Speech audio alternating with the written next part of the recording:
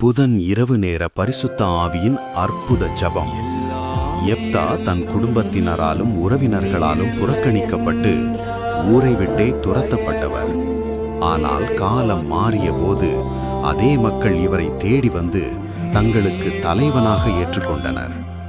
ஒதுக்கப்பட்ட ஒருவரை உயர்ந்த இடத்தில் அமர்த்தும் அற்புதத்திற்கு இவரே சிறந்த சாட்சி.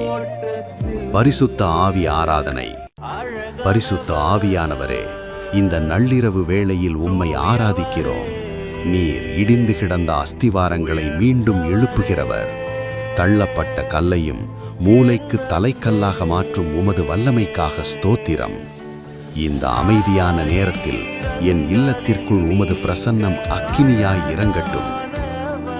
மகிமையின் பரிசுத்த ஆவியானவரே, இந்த நிசப்தமான இரவு வேளையில் தள்ளப்பட்ட இடத்திலிருந்தே தலைவனாக உயர்த்தப்பட்ட யெப்தாவை போல நானும் என் கண்ணீரோடுவும் பாதத்தில் சரணடைகிறேன். என் வாழ்வின் வறுமை, புறக்கணிப்பு மற்றும் நஷ்டப்பட்ட காலங்களை எண்ணி என் ஆத்துமா ஏங்குகிறது.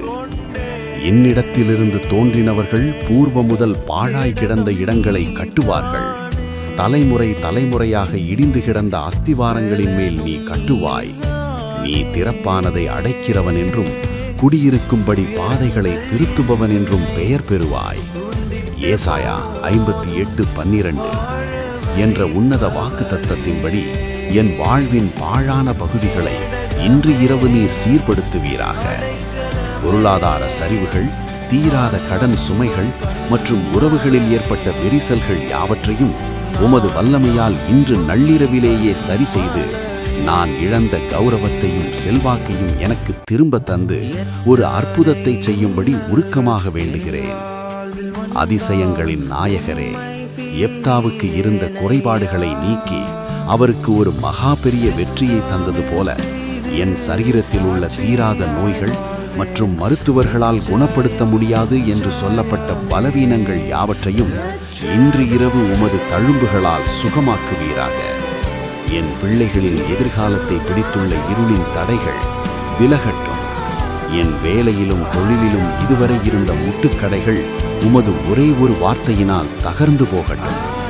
திறப்பானை அடைக்கிறவர் என்ற உமது நாமத்தின்படி என் ஆசீர்வாதங்கள் கசிந்து போகும் ஓட்டைகளை இன்று இரவு அடைப்பீராக. நான் உறங்கும் இந்த வேளையில் உமது பரிசுத்த ஆவியானவர் எனக்காக போர் செய்து நாளை வியாழன் விடியும் போது புறக்கணிக்கப்பட்ட நான் இன்று புகழ்ச்சியான இடத்தில் இருக்கிறேன் என்ற சாட்சியோடு நான் எழுந்திருக்க கிருபை செய்வீராக. ஆமேன்.